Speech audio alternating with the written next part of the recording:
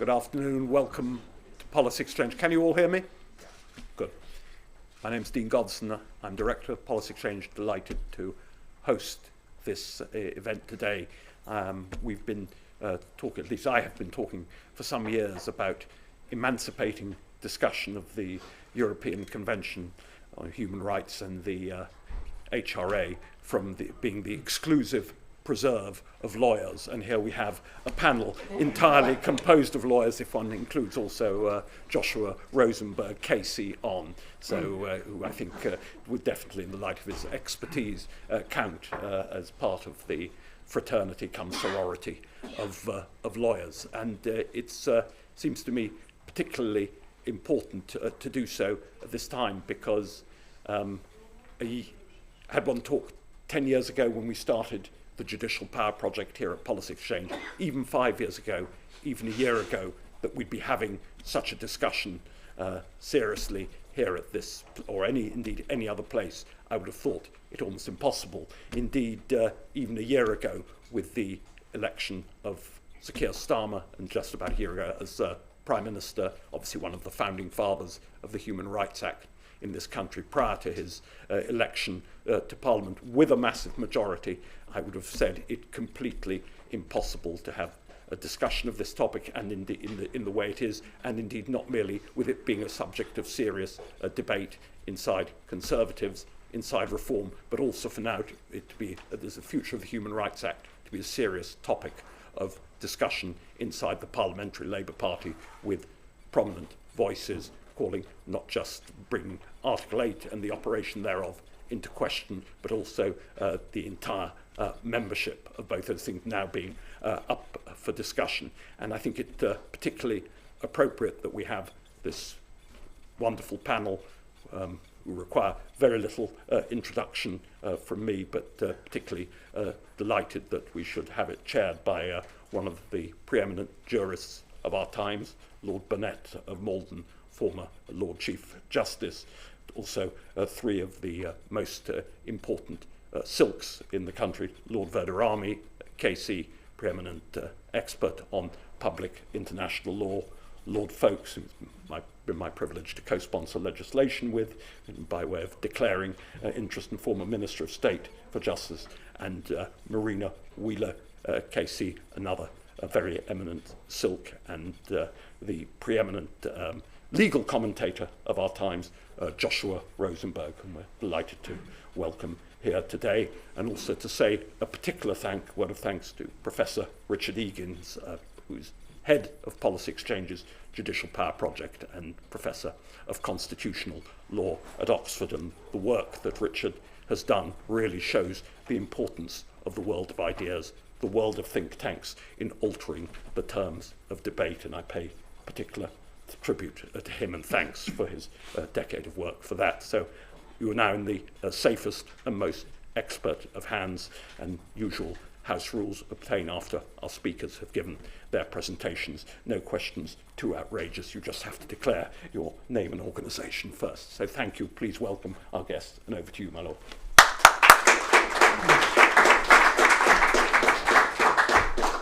Well, can I start by echoing what Dean has already said, and perhaps I should apologise that you've got a group of 6 lawyers, I was just counting, on the platform, 2 honorary KCs, 3 practising KCs, and 1 former practising KC, because although the topic is the future of human rights law, I think it's really important that lawyers understand that human rights law is not a topic for exclusive discussion amongst lawyers. And critically, the future of human rights law has important political salience, and also important salience for the public. And we saw only yesterday in the white paper that was launched by the government, a proposal via legislation to define the boundaries of Article 8 of the European Convention in immigration cases. So this is an extremely important topical subject. It's also a very big subject because human rights law, I should add, is not only Article 8 of the European Convention, which is the single issue that seems to animate a lot of commentators, a lot of political discussion. I'm afraid I think quite a lot of the discussion is not conducted at the highest level of knowledge, but it is important to understand that human rights law has been with us for centuries. I mean, the common law created human rights. Habeas corpus is perhaps the oldest human rights remedy in the world. The common law did it for centuries, Parliament did it for centuries, and we have the European Convention. We had, whilst we were in the EU, the Charter of Fundamental Rights, which really mirrored the European Convention. We, along with most countries in the world, are signatories to the International Convention of Civil and Political Rights, which is again an instrument that echoes a lot of the European Convention. And then there are all sorts of other United Nations instruments. And so it is a really big subject. But I'm delighted that we have 5 really eminent speakers, all of whom will bring their own unique insight into this question, and happily, I'm confident, won't necessarily all agree with each other, because that would be extremely dull.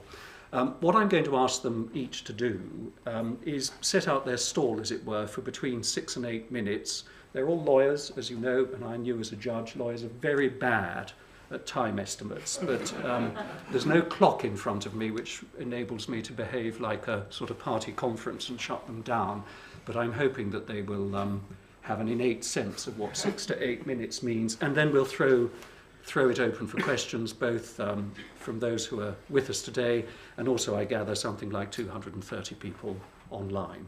So I'll start by asking Richard Ekins to set the scene and also tell us a little bit about the project that he's going to be leading at Policy Exchange.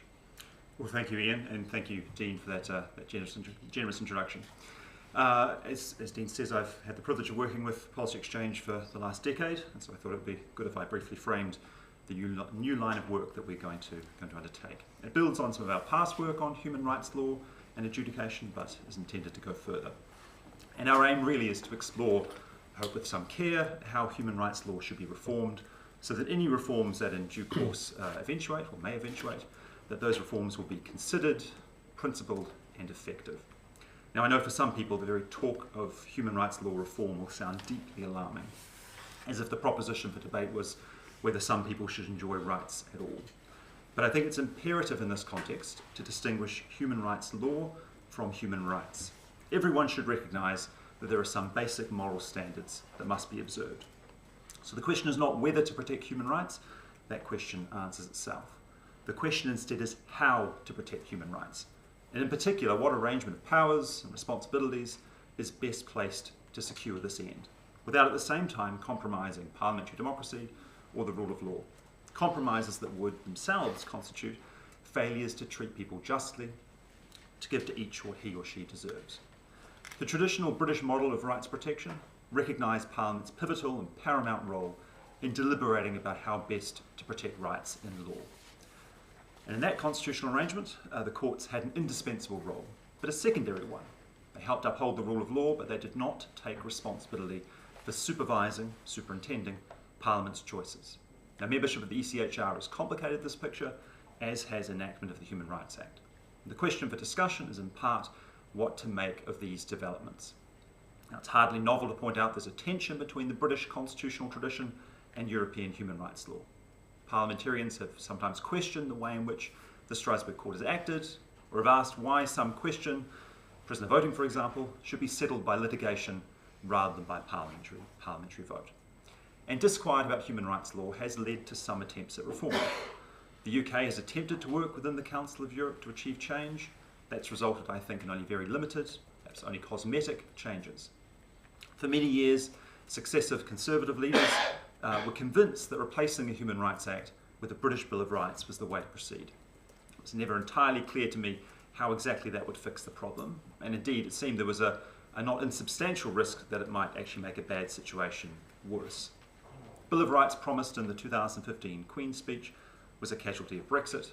The Bill of Rights bill introduced to Parliament in 2022 didn't make it to second reading, swept away in the succession of Prime Ministers that we saw in that year.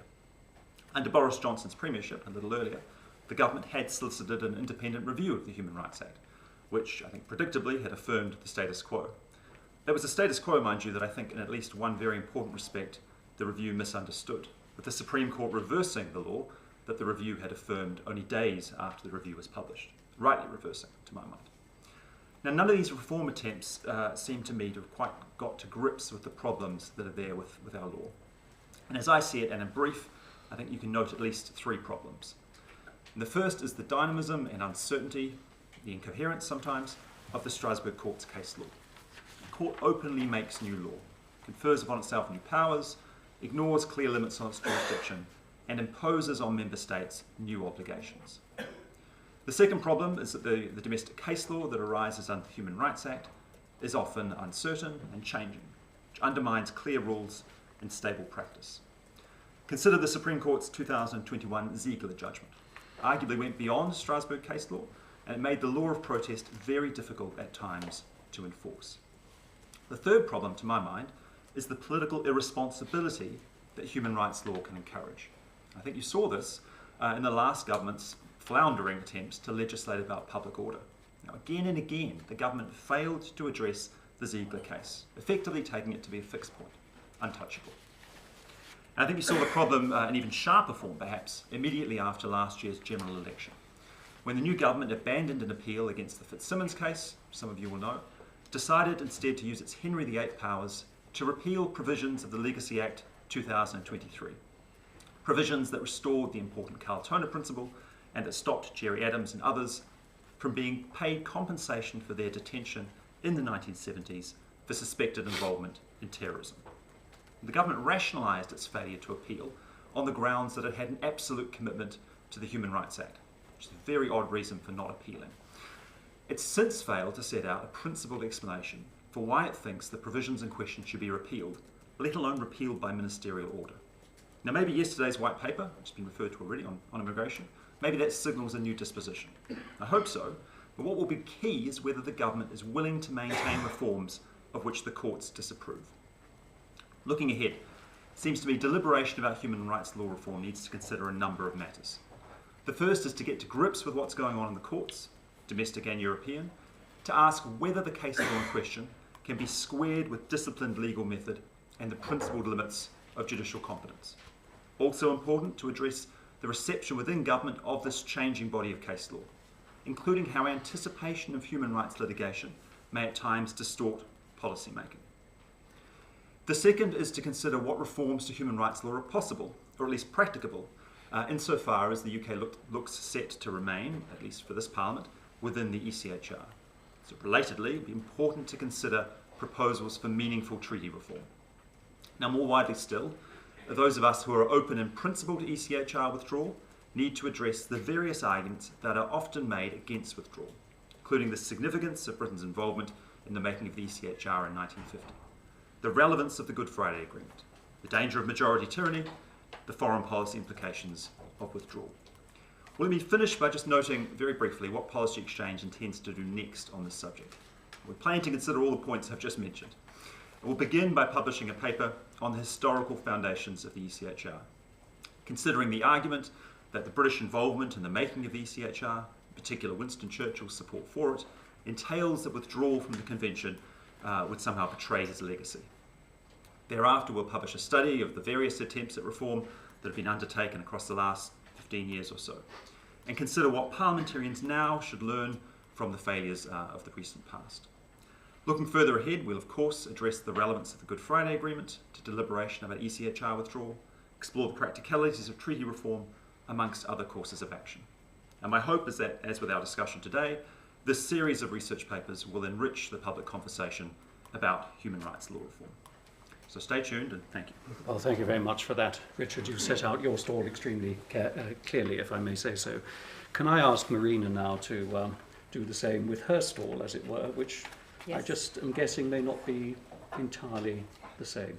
Well, that's true, and I was looking, I wanted to thank you for including me in this distinguished panel of chaps, but noting that I'm obviously not a diversity hire in gender grounds, but I definitely am in the position that I'm going to take. So I'm going to forge in with a contrary position to Richard's, making three basic points. The first one is I'm going to say that our system of human rights protection with the Convention and the Human Rights Act broadly works well. Secondly, I will suggest that the perceived problems are overstated. And then thirdly, I will say that withdrawal is a nuclear option, and it will achieve no good outcome. And I think Richard has kindly highlighted a few in his brief listing: Good Friday Agreement, foreign policy, some of the really serious consequences that withdrawal would lead to. So may I start by just saying that, start with the positives. As Ian says, the Convention contains many rights that derive from the common law or are present in the common law.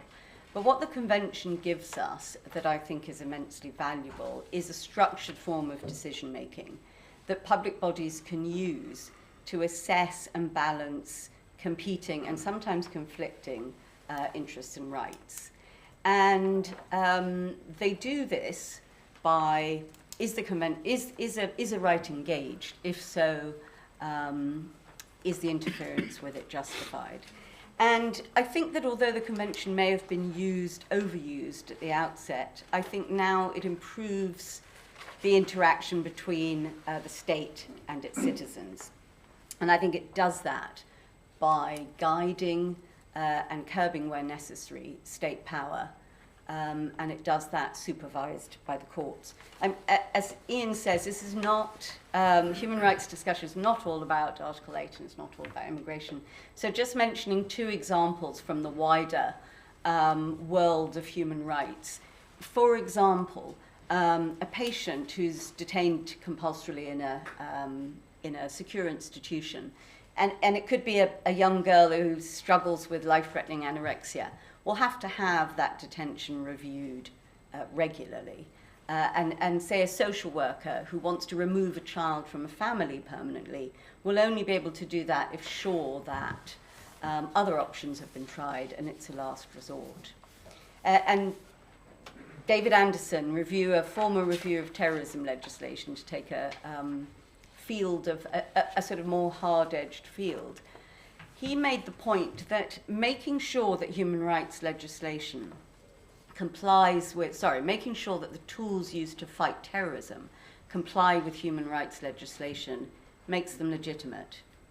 So another way of putting that is strong powers used in secret work better if they have broad support. I think on the living instrument point, I would say that, again, that is not unknown in the common law. And I would argue that we have to be able to move as society moves. And only in that way is it possible for the Convention to remain effective, worthwhile, and relevant 50 years after it was enacted. Think of how society is changing by technology, or how our social attitudes change. Homosexuality, marital rape, those are two examples where the common law and Strasbourg moved in tandem and rightly. But of course there are limits.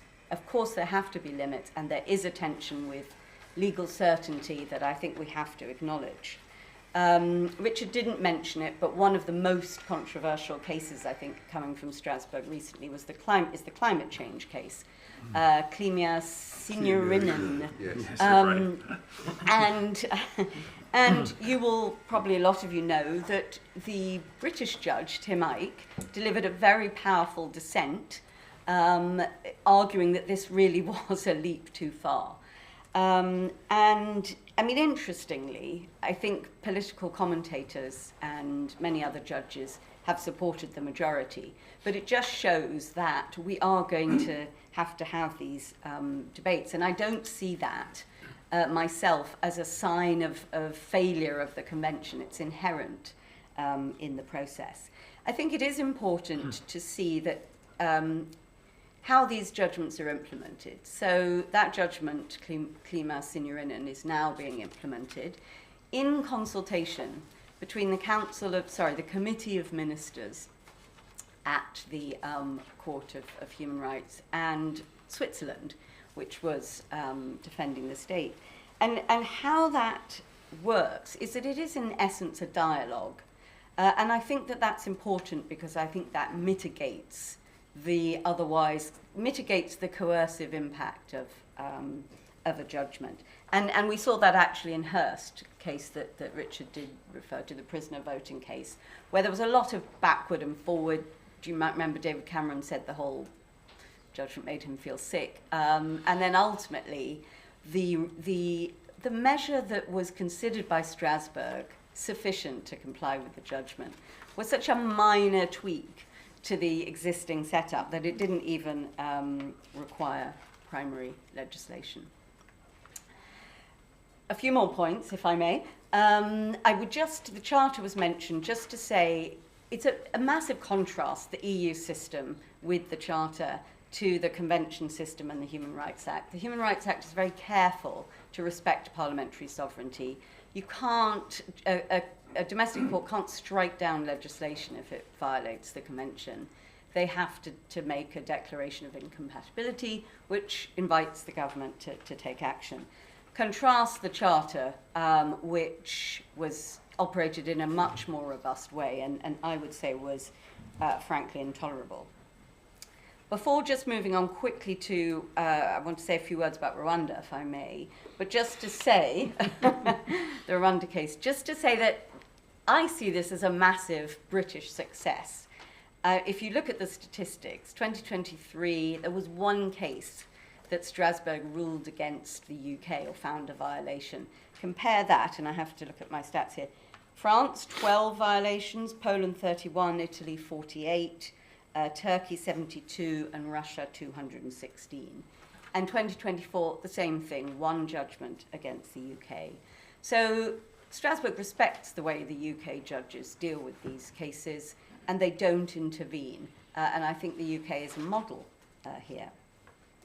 Do I have time to just say a few words about Rwanda and immigration? It is held up, or the Convention is said to block, to stop measures being taken to control our borders. And I think it's fair to say that levels of migration are unsustainable, but I'm sceptical about the claim that the courts are the culprit here. And I think the Rwanda litigation shows that.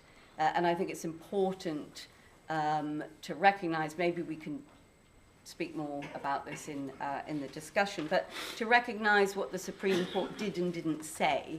And it didn't say that sending asylum seekers to a third country was per se unlawful. What it said was that on the evidence at this time, Rwanda was not a safe country to which asylum seekers could be sent.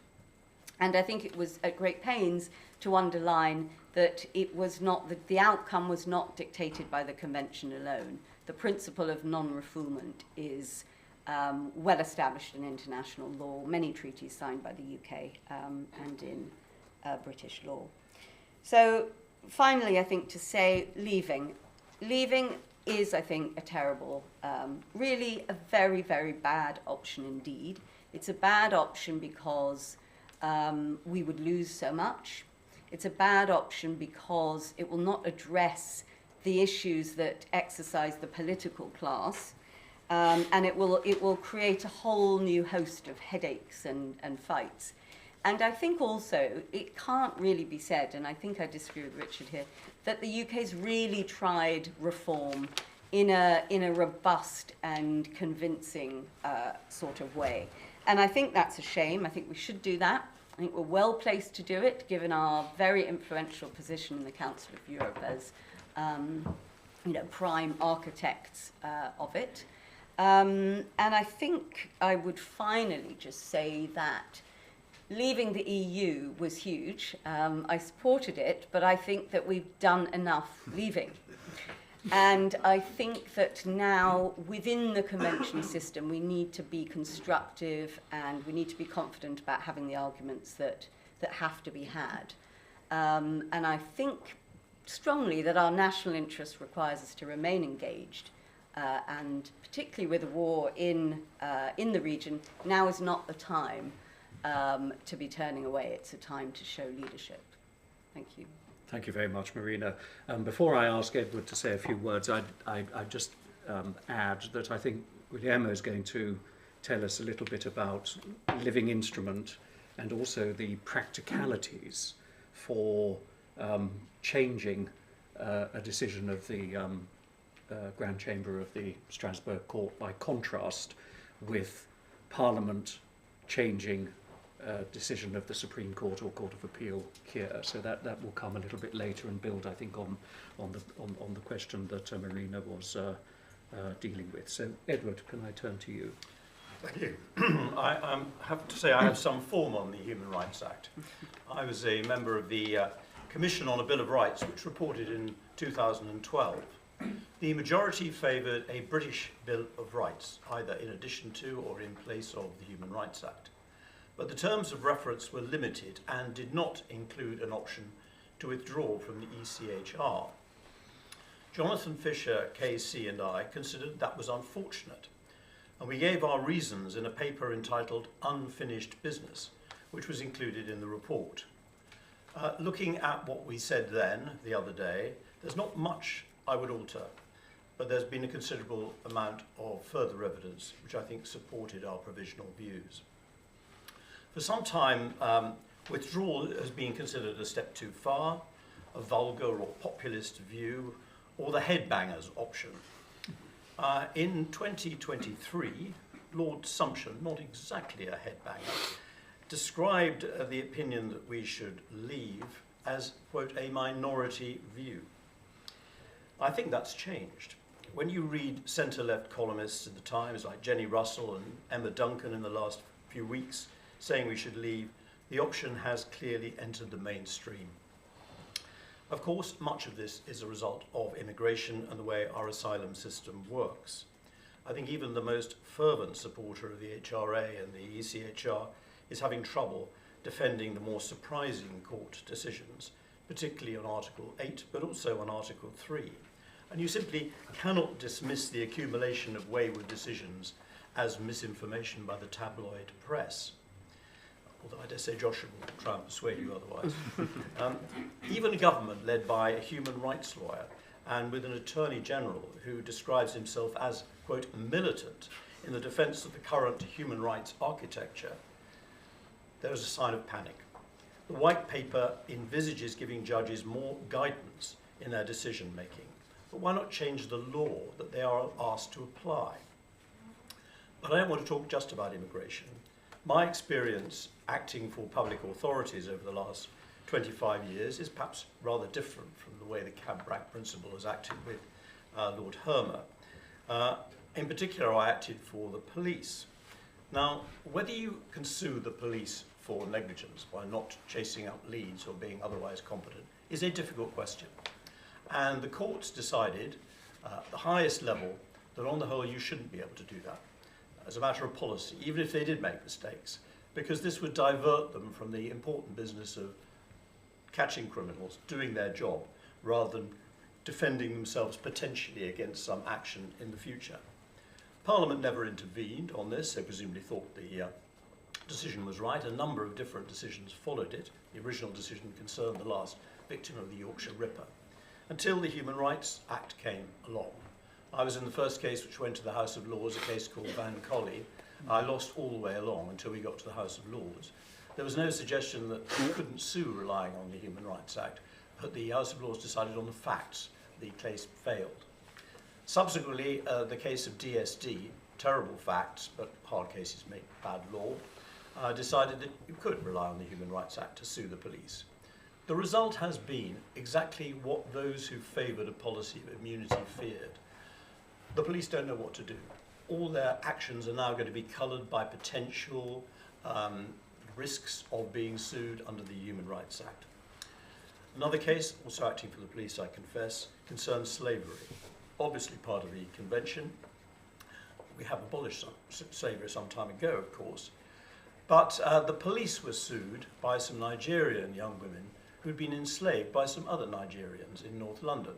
They sued not the other Nigerians, but the police for failing to be more vigilant in finding what was going on.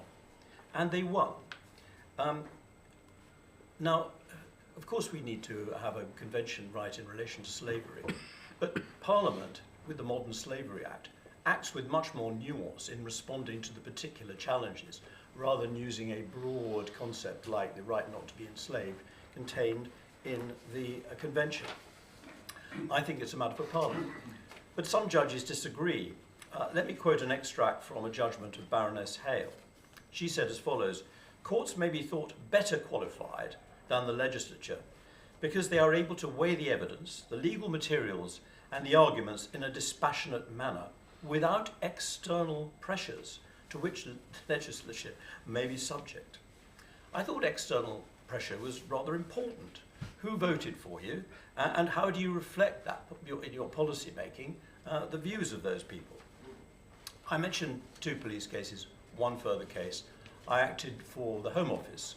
A number of prisoners decided that they were being tortured because they were not being given heroin in prison.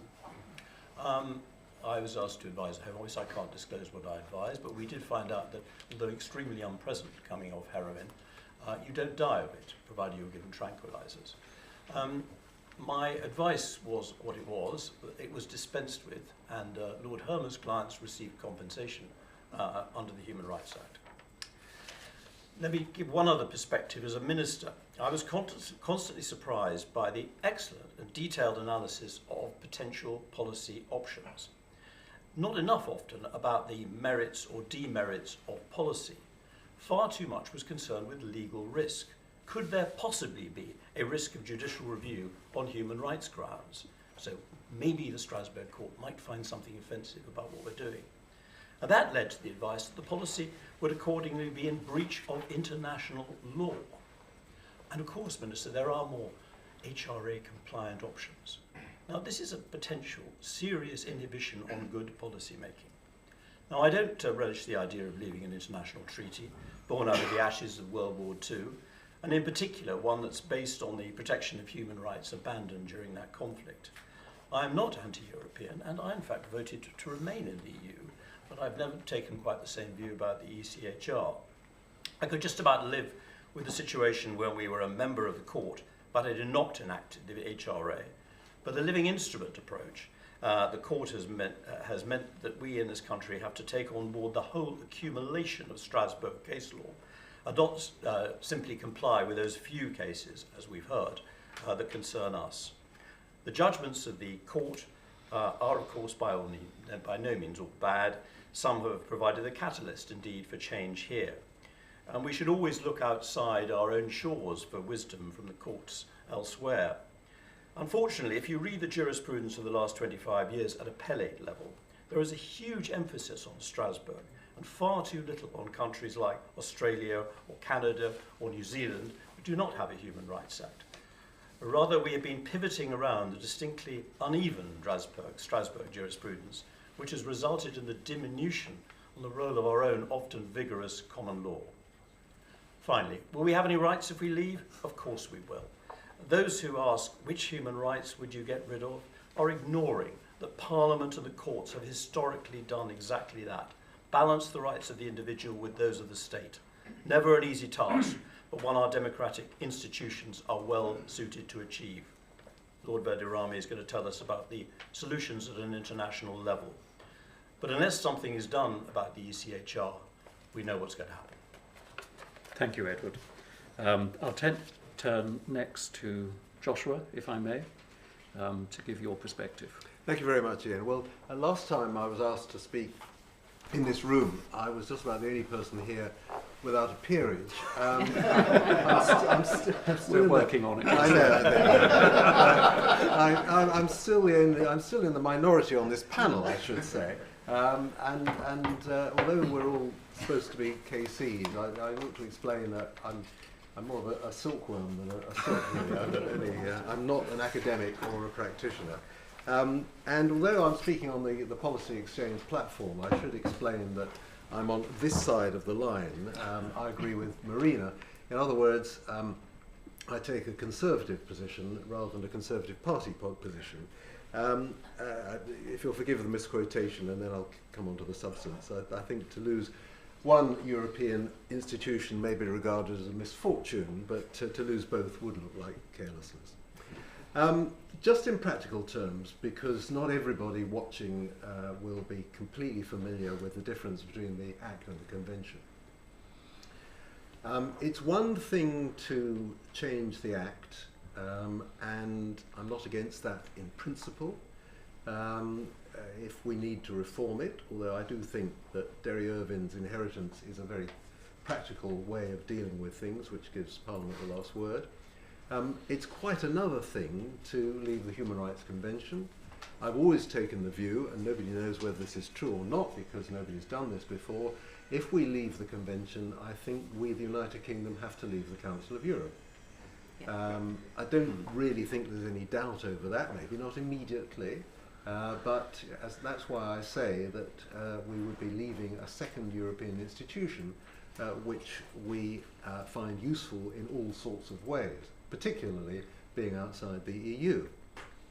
To take a simple example, we, the UK, under the present government, take the view that we need to support Ukraine. We don't take the US view, and tomorrow there is going to be a treaty signed, or at least not a treaty signed, there is going to be a proposal put to the Committee of Ministers of the Council of Europe that there should be a treaty which will create a special tribunal for the crime of aggression against Ukraine. Now, I'm not necessarily personally in favour of yet another criminal court, an international criminal court, but nevertheless this is a way in which we, the United Kingdom, can show our support for Ukraine and do something which may be only a pointless gesture, but nevertheless is intended to bring Putin to justice.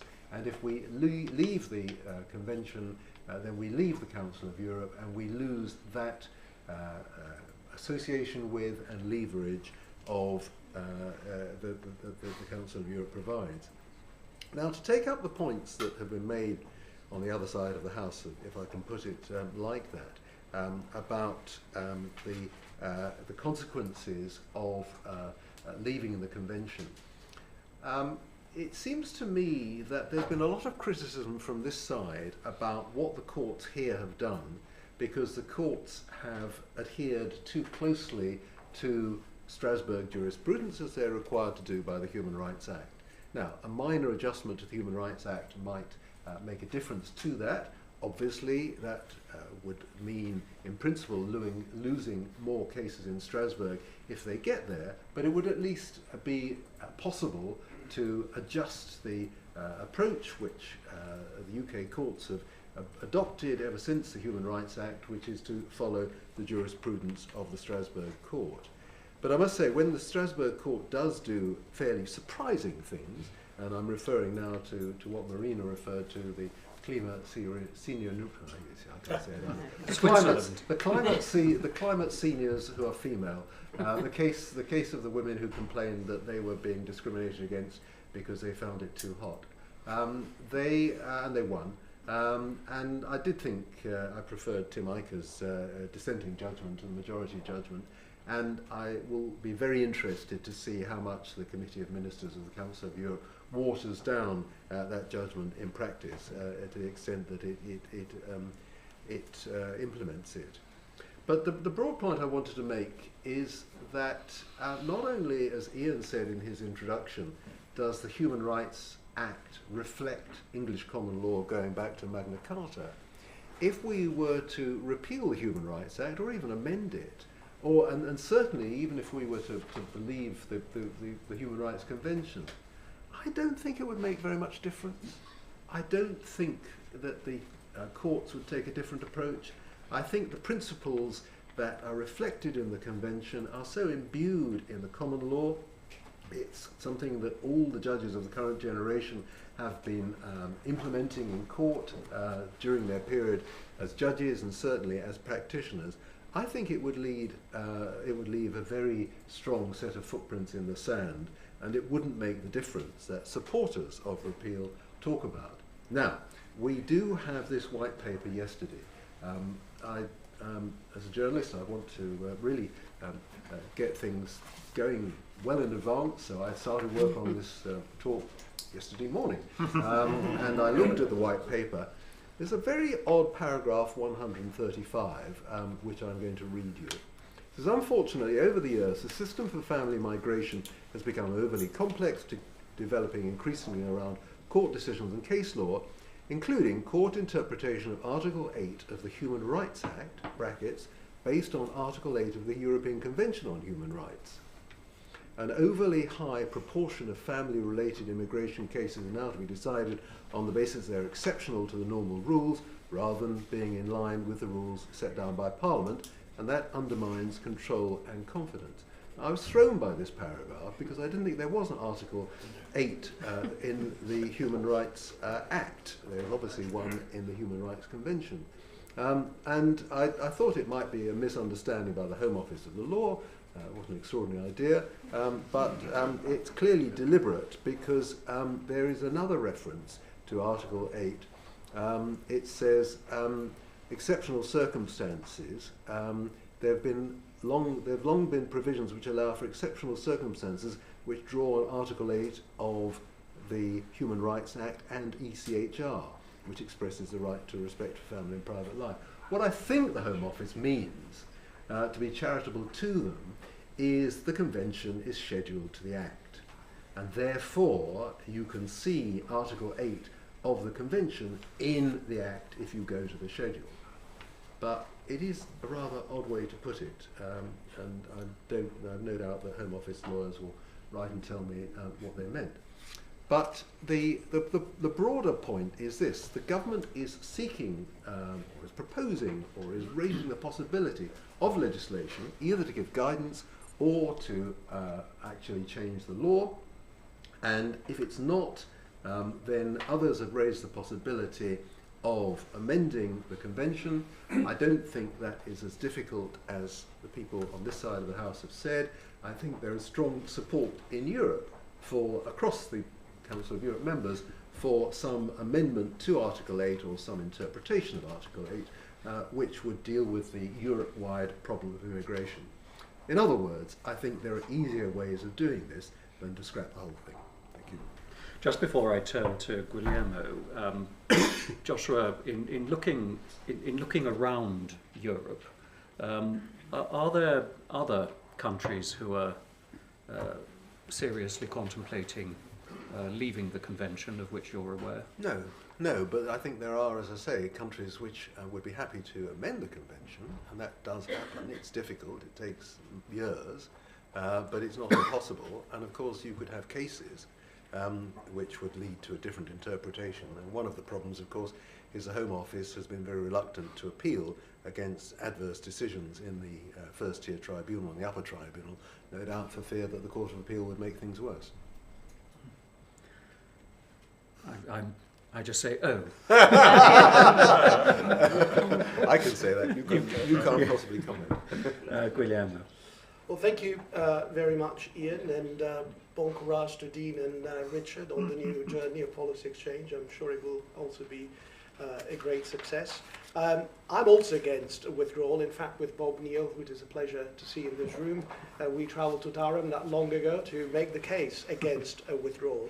But I'm in favour of pretty substantive, albeit careful, reform. And I think the first point I would make on that is that there may be now quite a unique political opportunity for treaty reform. A few years ago, the international political space was much more limited. All of the energies of the government were concentrated on negotiating the Brexit treaties, but now the political space in Europe has changed.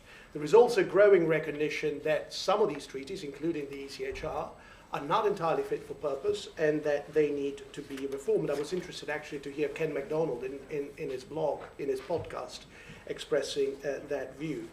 And I think it is especially those who are serious about a rules-based order that really have to take the lead and show initiative in reforming this treaty so that this particular treaty, so that it continues to command a public confidence. Now, treaty reform is a slow and complex process. It does require states to invest political and diplomatic capital. The sooner it begins, the better.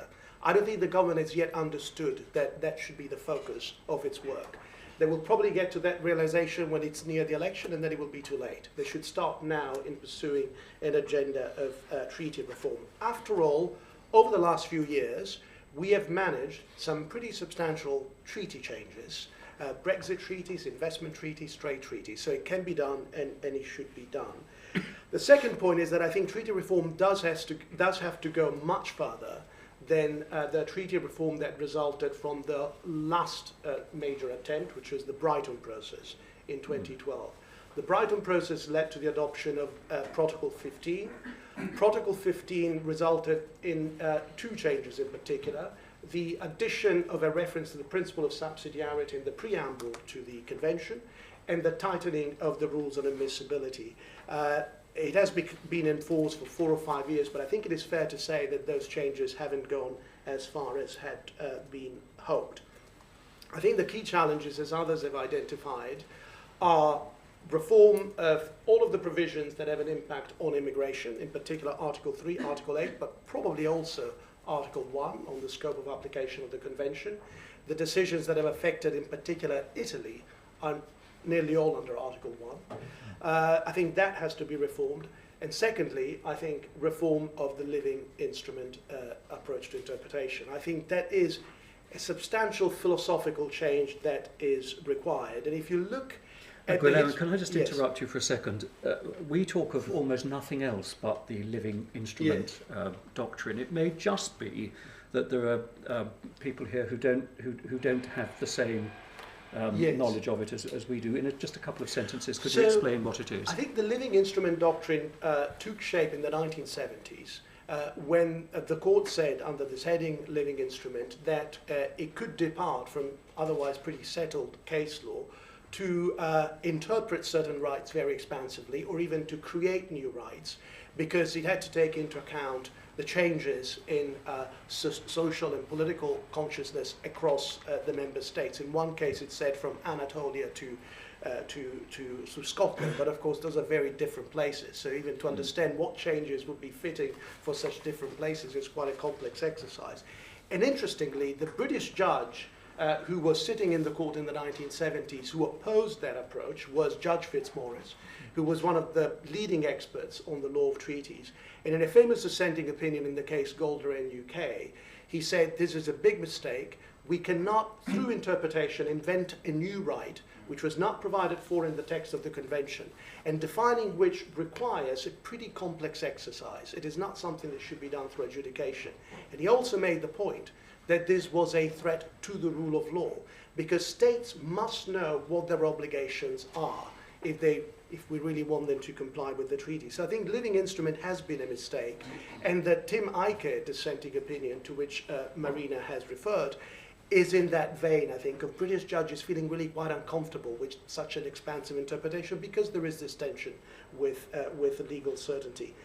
If we don't fix that, it'll be very difficult for any other of the changes that we come up with to be quite sustainable. And I think it is the living instrument approach, combined with the fact that a Bill of Rights by its nature contains very general statements, that explains why it absorbs so much time in government, and why so much policy making is spent consulting lawyers, trying to identify risks that are not that easy to identify. If you have general statements, which is what a Bill of Rights is, combined with living instrument, you have a high degree of uncertainty, and a lot of time is spent on that. And I think, going to the point that Ian, you were making before on the Grand Chamber and what can states do once there is a Grand Chamber judgment with which they're not happy.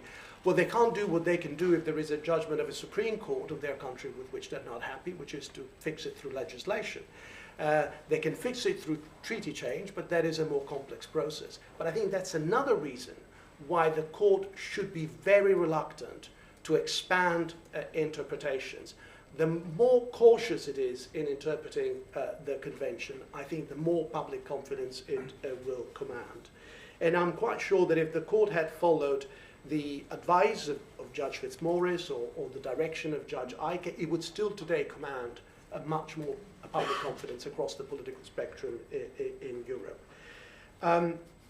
Now, I think the third point, but I see that I'm running out of time. Actually, before I move to that, let us not forget that there have been other examples of substantial reform of the court before Brighton, because we moved from the commission and court system to the court in the 1990s. This was a huge reform. In some ways, question mark whether it was, it was the right thing to do.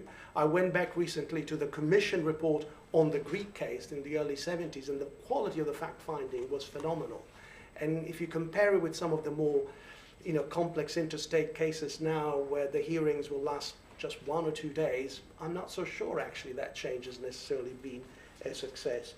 Now briefly, and in headline only, I think the other points that we should keep in mind for the future are, one, the relationship between the ECHR and the HRA. I too would welcome severing the link between the ECHR and the HRA.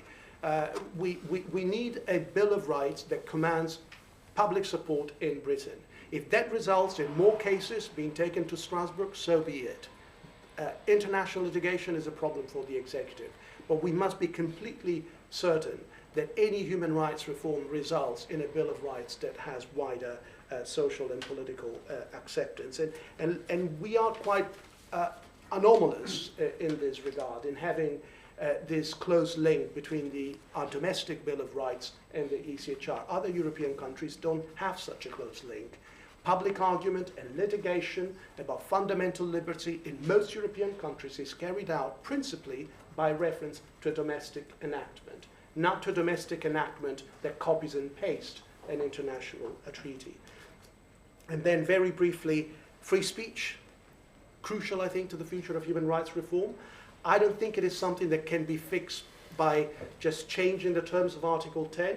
I think free speech will require specific interventions by Parliament, such as the ones on higher education, to deal with specific threats to free speech that are emerging in different areas of our society. I don't think the answer is necessarily a change of the Human Rights Act. And finally, let us not forget that a lot of the bad habits and social practices that some people wrongly associate with human rights actually have a legislative source that is not the ECHR or the HRA. And think about all the excesses of DEI. That has nothing to do with the HRA or the ECHR. We have imported essentially the American approach to these questions, and the legislative vehicle for that has been the Equalities Act rather than the HRA. But I think that's where quite a lot of the serious changes would also need to be focused. Well, thank you very much for that, and thank you to all of the panelists for setting their stall out. And there we are. We have a 3-2 split, one which many of us as judges are very familiar with. So I think now we'll open to the floor and questions. A lot of hands have gone up. The first up was right at the back there. There'll be a microphone that comes round, and then I'll try and take people in the order in which they manage to get their hands in the air. There are spare seats at the front for anyone who wants to sit down. Good afternoon. Thank you very much. My name is John Jolliffe. I'm a barrister. Immigration, I think, is probably the issue where these concerns bite hardest. And I wondered what the panel's views are on two observations, really. The first is that there are European countries which are members of the ECHR, and as I understand it, intend to remain so, and yet manage to operate a tighter immigration policy than we do. Denmark is one example. There are probably others. Second observation is that, again, on immigration, it might be said that the system of immigration control we have in this country is vast and complex and unworkable. If one thinks about the volume of statutes, statutory instruments, the immigration rules, which have specifically been criticised by the Law Commission in a paper about 5 years ago, that's before one even starts to get onto the reported case law, of which there is a staggering volume. And it's really, the question is no more than what would the panel, perhaps what would the panel say about that there may be ways of reforming immigration and asylum law that don't involve leaving the ECHR. Yes, well, thank you. Now, who would like first to have a go at that? Richard? I'll go first. So, thank you. I mean, immigration and asylum law is obviously extremely complex. I think it's the great driver of public law litigation in general, so not just with relation to human rights law. But human rights law is a major feature of the engine and the phenomenon. So reforming human rights law is certainly relevant to dealing with the mess that our immigration law is, but it's not the only problem in our immigration law that needs to be tackled. I think that's definitely true. As to why other European states can maintain a stricter policy alongside membership of the ECHR, I don't really know the answer to that question, but it's a very good question to ask, of course. I suspect the reason might lie partly in the way in which we receive European human rights law, and the fact that, and it's a very good thing in one sense, we have a very active and independent bar. We take our legal obligations as a matter of domestic law seriously, and we take our international obligations seriously as well. Now, I think where the Strasbourg Court is in excess of its jurisdiction, as it has been, I think, since the 1970s in important respects when it invents new obligations. And that's true of much of the law of immigration and asylum that arises out of European human rights law. Lord Hoffman said it was invented out of whole cloth in a foreword to a paper we published a few years ago. Where that is the case, there's certainly a space for a country to push back against that body of case law and not simply meekly to comply. And that may be what's going on in some other European states, although certainly not at the level of open confrontation. I mean, Maria mentioned the Hearst case and prisoner voting, and sort of a happy outcome in one sense, resolution with the Committee of Ministers. We didn't change our law. We maintained the legislation that was condemned by the European Court, and we, as a country, stood our ground in a way. And the Committee of Ministers, rather, in the end, thought, let's make the problem go away by declaring victory. Everyone's happy. That's much harder to do with immigration and asylum law, which is a major feature of the body of case law. But that approach, in principle, is open to us, and certainly I've argued for it here before, and I think I keep arguing that it's an open course of action.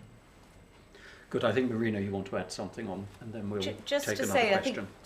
Yep. A very good question. I think it is the case that there is a huge amount that's going wrong in our immigration system, which happens at the very base level. And, don't want to slag off the Home Office, terrible job that they do, but again and again, you come up against real catastrophes. I mean, the Rwanda litigation at the first level, the divisional court, ruled the policy to be lawful, but it quashed every single decision, finding that they were procedurally unfair because they were a shambles. Files had been mixed up, relevant information hadn't been taken into account. And I think that, again, there are some really very quirky first instance decisions out there, the chicken nuggets that we all know about. One that was then reversed on appeal.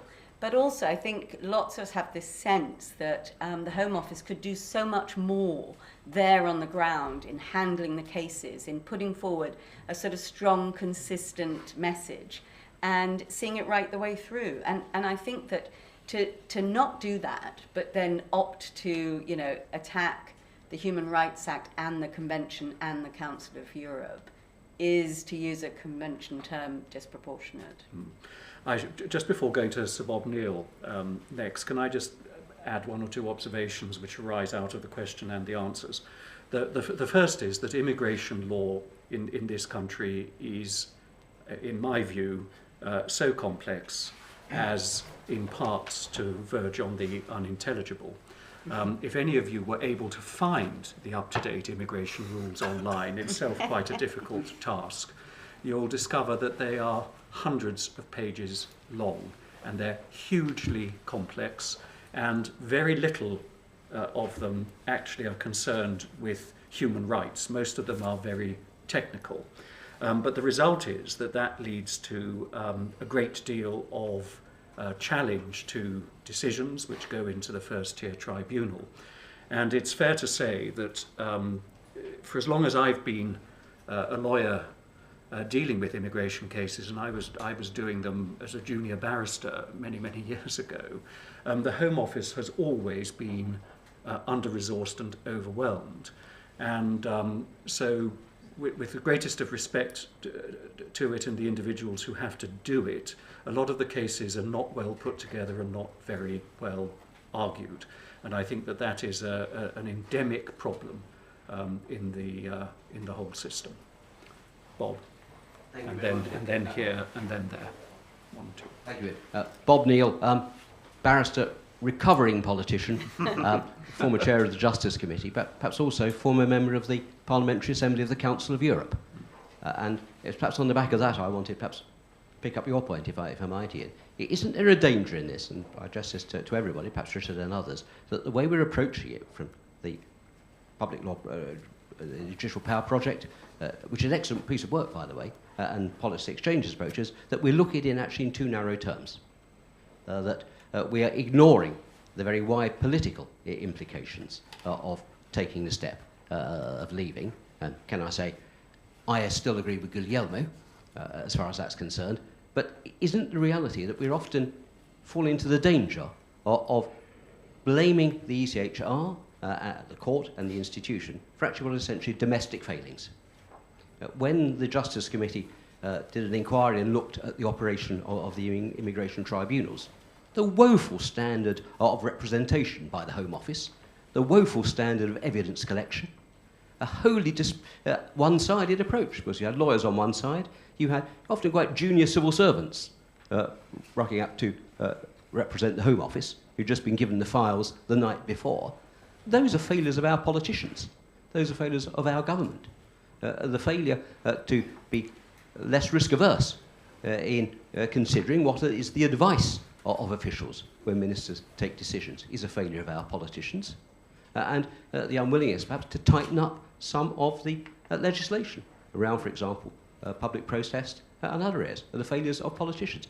Could we perhaps look, as part of the ongoing work, as John suggested earlier, much more closely at what's done in other member states, where they are much more robust in their approach, do not seem to have those difficulties, because I can vouch, having served on the Parliamentary Assembly and on its Human Rights and Legal Affairs Committee, that there's no appetite, even by the Hungarys of this world, to leave the Convention. They'll have their rows, they'll have their rows with the EU as well, but there's no appetite to leave and to put ourselves in the position of Russia and Belarus. Does not seem to me, in political and reputational terms, to be a good place to get to, unless we have exhausted absolutely every other eventuality, which can include some pretty drastic reform of our own domestic legislation. Is Policy Exchange going to do anything more, perhaps, to get in touch with the centre-right think tanks, like-minded people in other member states of the Convention, to see what case could be made more comprehensively for reform? Because to achieve that in the Council of Ministers, you could build a coalition. But what are we trying to do to give material to our political colleagues to do that? Thank you. Well, I'll ask Edward if he would respond first to your question about what amounts to a political failing to deal with some of these problems, as I think, Edward, you're the nearest we have to a politician on the panel. And then there was a direct question, which, Richard, if you could answer in a sentence, and I think, Joshua, you want to add something, and then we'll move. We've got time for a few more questions, including one online in a minute. I'm sure you're right, Bob, and that there is, and it's pretty well known and acknowledged that the whole system is sclerotic. It's the endless delays, the inadequate preparation, all that's true. That ought to be improved and it should be part of the process. But I'm afraid the politics are such that we've had too much of a little tweak here and a little tweak there and minor changes. I'm afraid to say the political mood now is for something more radical. So I fear that that moment has passed. Richard. Well, I'm certainly interested in what other states are doing, and I'm, as I hope I made clear, but maybe not clear enough, definitely interested in treaty reform as a course of action. I think it has to be meaningful treaty reform, which means tackling some of the central features of the case law of the last 40 years, the living instrument doctrine in particular. I mean, I agree in part that there are plenty of domestic failings that have nothing to do with the Strasbourg court, and that shouldn't be blamed on the Strasbourg court. Sometimes our courts have made their own contribution to the mess. I think the Ziegler case is one such instance. I do think the engine here does encourage political irresponsibility. So it's very easy, or it's very hard sometimes for ministers and parliamentarians to exercise what they should exercise, the responsibility to change law when appropriate, and to confront the risk of human rights litigation, especially human rights litigation that's on a wholly misconceived premise, as it sometimes is. Thank you. Now, Joshua, and then I think a question from you, and then you've been waiting patiently, and then we may have time for Jeremy Letwin online. Can I simply endorse what Sir Bob Neal says about the way the Home Office deals with cases in the first tier tribunal? My understanding is that they are represented by presenting officers, who, as Bob says, are civil servants.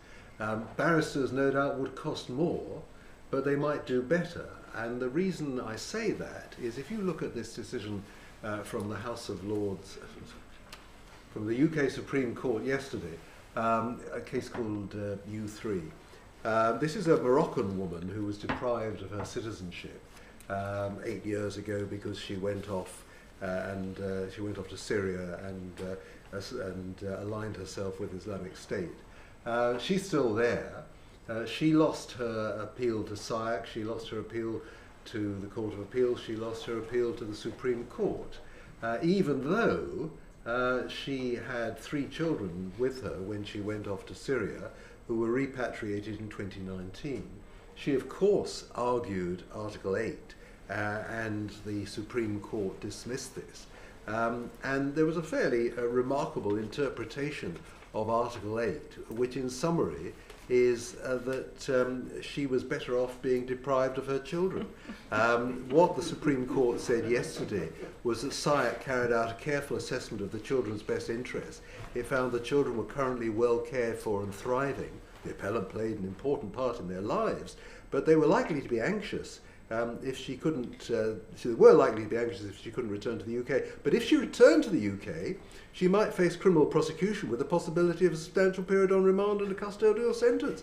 And then the level and quality of contact with the children might well decrease rather than increase, and that would be likely to generate anxiety on behalf of the children. And in any event, you couldn't assume that she was going back to parent the children. The family courts might not allow that, and so on. So all in all, she was better off being stranded in Syria, and the children were better off in the UK. Now, if that is not a useful interpretation of Article 8 to send to the first tier tribunal, I don't know what is.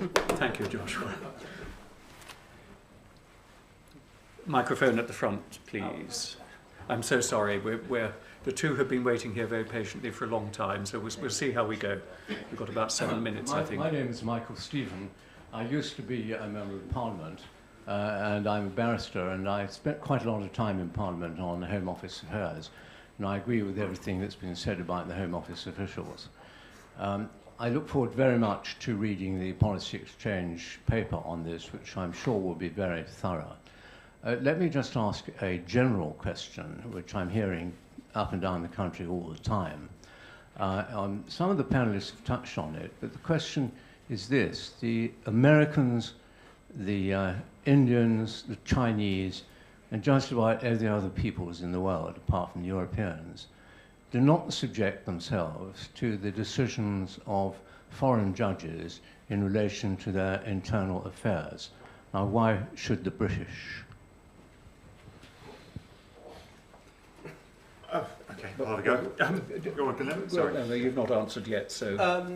Well, I think we, of course, have a tradition of being one of the countries that created the rules-based order, and we and others have benefited from it. So I think it should remain the case that if we sign up to a treaty that has a dispute settlement mechanism and a court, and we accept that we should be bound by the judgments of that court, we should continue to honour those judgments. Now, other countries, it is true, have been far more careful about the kind of treaties that they become parties to, and far more careful about agreeing in particular to binding dispute settlement clauses. Historically, we haven't, and that's why, quite aside from the ECHR, in more generally on the international legal sphere, we can be sued more easily than other countries. We're now the only permanent 5 member of the United Nations that accepts the compulsory jurisdiction of the International Court of Justice, for example. The Americans left, the French left, the Russians and the Chinese never joined. So I think we do need to be a bit more streetwise about how we go about all of these obligations in the international legal sphere in general. So I would agree with that. But once we are a party to it, then we have to be compliant. Forever? Unless we choose to withdraw, which most treaties would allow us to do. Yes. Edward, you wanted to add something briefly on this? Very briefly. I mean, originally I think we thought that it was going to be for others, that our great tradition of the common law of protecting liberty and human rights, it wasn't going to affect us this very much. Those of us who were given lectures about the effect of the Human Rights Act, and I was one as a recorder at the time, were told it's really not going to change anything very much. It's just going to be a check on what's already there. You know, we're above all this human rights stuff.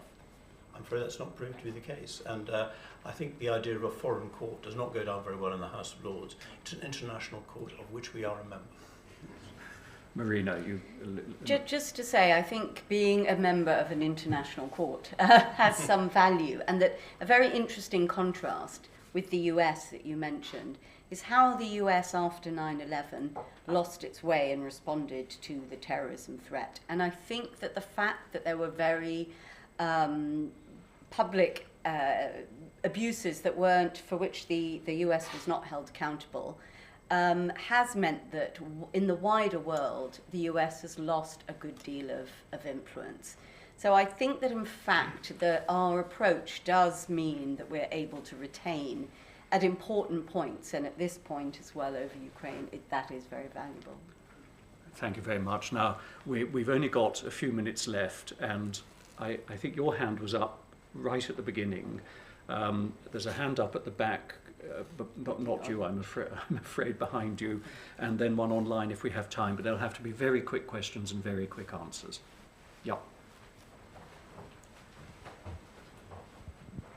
Alexander Horner, I'm a barrister and visiting professor at Durham University. A very, very quick point and a very quick question. The very quick point I think Marina picked up on just now, and I take issue with what Joshua said. I don't think the common law protects us entirely, and if we cast our mind back to the War on Terror and look at the DNA database case, the control orders case, those sorts of cases, we saw that actually the common law is not a panacea in terms of state oppression. In terms of changing the law, I just make the point in terms of immigration that I wonder if we need a bit more specificity and sort of trying to bear down on what the problem is, which is often huge delay. One example in terms of the deportation of foreign national prisoners, one wonders whether or not we couldn't ask the Crown Courts to do this as part of the sentencing exercise. Learn something from the Hurst case, where they said, why is this not done judicially? And simply ask our judges, if you pass a sentence of, say, 4 years or more, or 2 years or more, or whatever it might be, to make the deportation order at the same time only challengeable in the Court of Appeal. I see no issue with that. I don't know what the panel thinks. Thank you. Well, it's an interesting idea that's been around for quite some time, and its time may come. I simply don't know.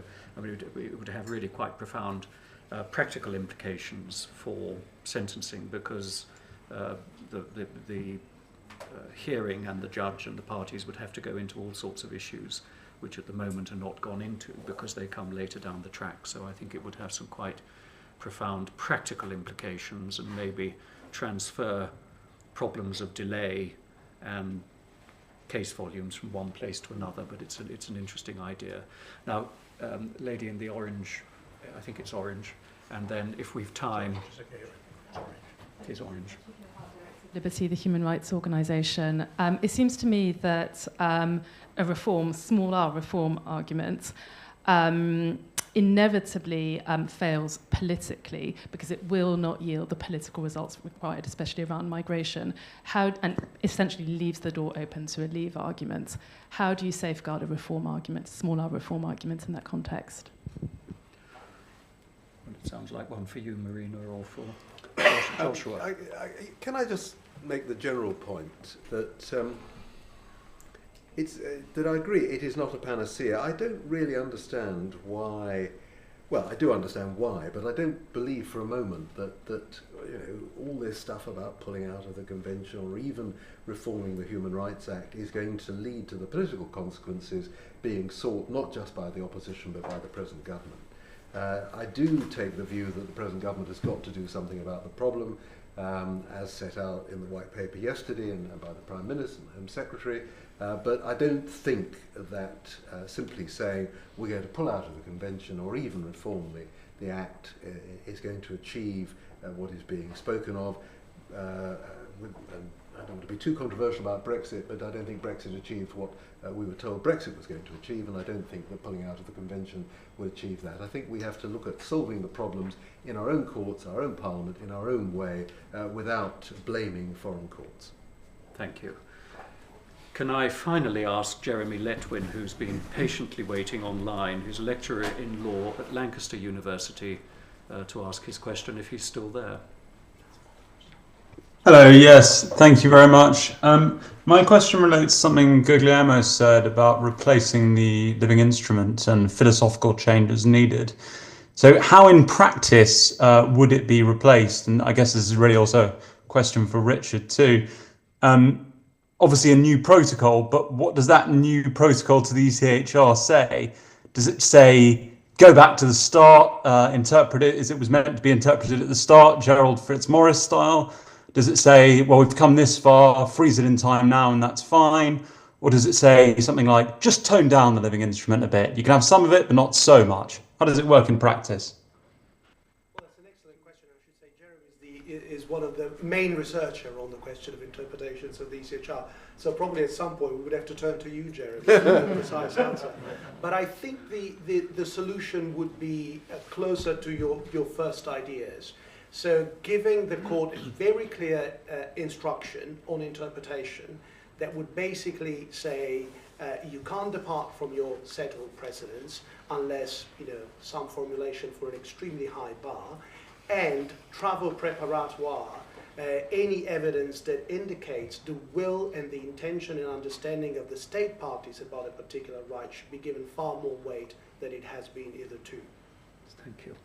All right, well now, thank you for that question. And we have trickled a few minutes past 2 o'clock, for which I apologise. I know everybody's got a lot to do, so we'll come to a conclusion now. On your behalf, can I thank our 5 panellists for their insights, for explaining their views, and for giving us such a wide range of answers and perspectives on what is undoubtedly an issue that is not going away. I think we're going to hear more and more about it in the coming months. And thank you all for your questions.